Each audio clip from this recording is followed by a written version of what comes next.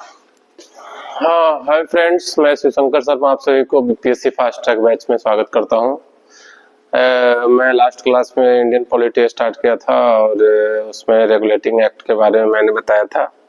जैसा कि मैंने रेगुलेटिंग एक्ट का इम्पोर्टेंट पॉइंट्स को बताया था, उसको एक बार रिवाइज कर लीजिए, क्योंकि ये सारा जो अभी एक्ट के बारे में जो भी बताया जा रहा है, ये यही चलकर इंडिया का कल होकर संविधान बना है।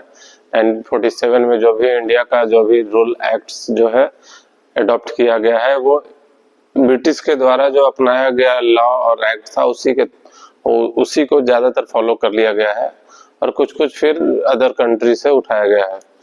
तो रेगुलेटिंग एक्ट में हम लोगों ने पढ़ा था, ये आपका 1773 में आया था रेगुलेटिंग एक्ट, और उसमें हमने जाना था कि ये बंगाल के गवर्नर को गवर्नर जनरल बना दिया गया था। और पहला गवर्नर जनरल कौन थे? वारेन हेस्टिंग, उसका नाम रखा गया।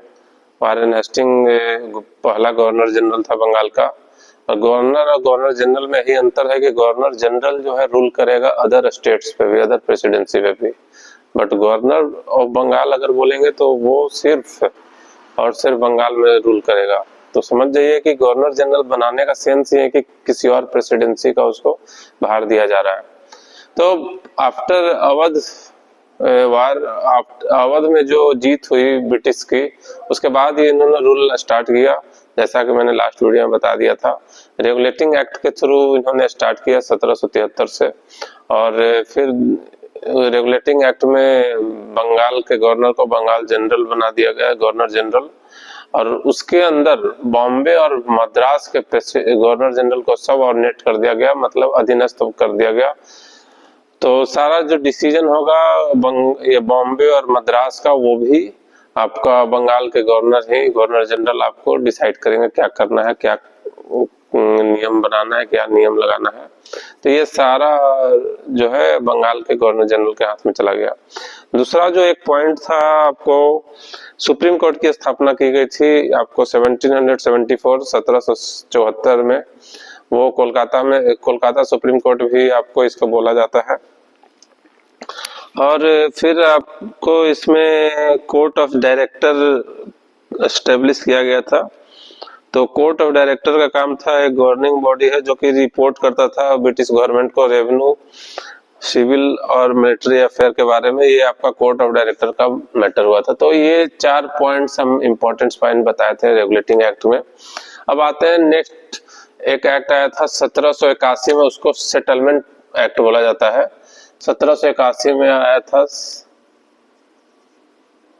सेटलमेंट एक्ट, वो ज्यादा उतना इम्पोर्टेंट नहीं है, उसको देख लेना है। लैंड सेटलमेंट एक्चुअली एक्ट है, उसमें आपको सेटलमेंट ऑफ लैंड के बारे में बताया गया है।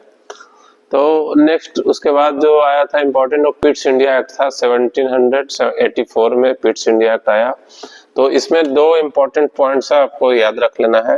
पहला पॉइंट है, ये जो एक्ट आया इसके तहत कॉमर्शियल और पॉलिटिकल का जो काम है वो सेपरेट कर दिया गया। कॉमर्शियल मतलब व्यापार और पॉलिटिकल मतलब रूल, मतलब जो व्यापार का कंपनी का जो काम है वो सेपरेट रहेगा, और पॉलिटिकली जो आपको रूलिंग जो है ब्रिटिश गवर्नमेंट का, दोनों का काम अलग कर दिया गया।